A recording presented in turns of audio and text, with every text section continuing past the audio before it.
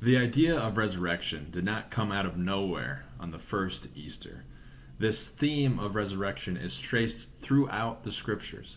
I think that's important for us to see as we come to know God's grand plan of redemption better, and as we also come to know ourselves better as we hope for our future bodily resurrection.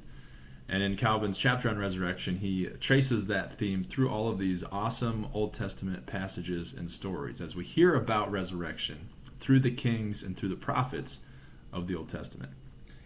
Calvin writes, "Let us remember that no one is truly persuaded of the coming resurrection unless he is seized with wonder and ascribes to the power of God its due glory. Isaiah, lifted up by this assurance, exclaims, 'Thy dead men shall live, my body shall rise. O dwellers in the dust, awake and praise.' In desperate circumstances, David raises himself to God, the author of life, to whom belongs the escape from death, as it is said in the psalm. Job also, more like a corpse than a man, relying on God's might, doubts not that he will arise as a whole man at that day. I know that my Redeemer lives, and in the last day he will arise upon the dust, that is, to show his might there. And I shall again be covered with my skin, and in my flesh I shall see God. I myself shall see, and not another." This is better recognized from a passage in Ezekiel. The prophet receives a vision of a field full of dry bones, which at God's command are to receive flesh and sinews.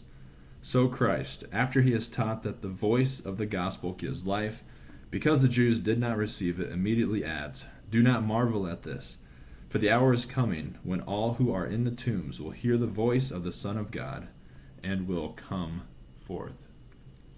You can see that resurrection was in God's plan all along. David, Ezekiel, Isaiah, living 700 years before Christ, 1,000 years before Christ, and Job, maybe even earlier than that, foresee by the power of the Holy Spirit prophetically that this Messiah figure will rise from the dead and that he will pave the way for God's people to experience a bodily resurrection. And that's important for a lot of reasons in how we see ourselves.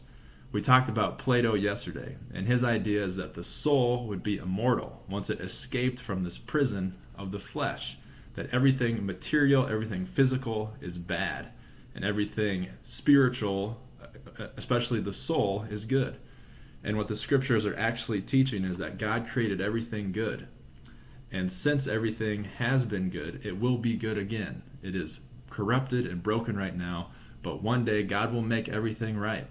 So we can see the physical world and the flesh as good creations of God that are meant to be redeemed, just like our bodies will experience the resurrection when Christ comes again.